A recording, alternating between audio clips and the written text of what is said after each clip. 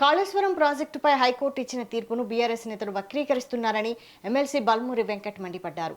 Court ఎవరికీ clean chit ఇవ్వలేదని, కేవలం సాంకేతిక అంశాలపైనే మాట్లాడిందని ఆయన స్పష్టం చేశారు.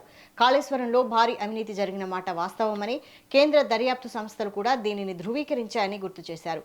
బాధ్యుడు ఎంతటి వారైనా శిక్ష తప్పదని, సీబీఐ విచారణకు ఎలాంటి ఆటంకం లేదని ఆయన ధీమా వ్యక్తం చేశారు.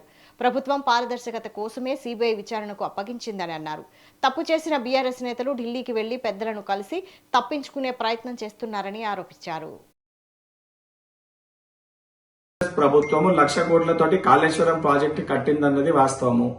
2023 21 అక్టోబర్ తేదీన కాళేశ్వరం ప్రాజెక్టు సంబంధించి మేడిగడ్డ బ్యారేజ్ దగ్గర 7వ బ్యారేజ్ కుంగిపోయినన్నది కూడా వాస్తవము.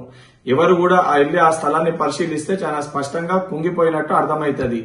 దీనిపైన విజిలెన్స్ కమిషన్ ఏర్పాటు చేసినప్పుడు విజిలెన్స్ కమిషన్ కూడా చాలా స్పష్టంగా ఏదైతే అవకతవకలు జరిగినాయి, ఏదైతే తప్పుడు ప్రదేశంలో నిర్మాణాలు జరిగినాయి, నిర్మాణ లోపాలు ఉన్నాయని చెప్పి నివేదిక ఇవ్వడం జరిగింది. దాని తర్వాత దీనిపైన డ్యామ్ సేఫ్టీ అథారిటీ కూడా సరైన స్థలంలో కట్టలేదు, దీంట్లో తప్పులు జరిగినాయని చెప్పి డ్యామ్ సేఫ్టీ అథారిటీ కూడా చాలా స్పష్టంగా రిపోర్ట్ ఇవ్వడం జరిగింది. దాని తర్వాత దీనిపైన జ్యుడిషియల్ పీసీ ఘోష్ కమిషన్ ఏర్పాటు చేసిన తర్వాత పీసీ ఘోష్ కమిషన్ కూడా పూర్తి స్థాయిలో నివేదికను కూడా సమర్పించడం జరిగింది.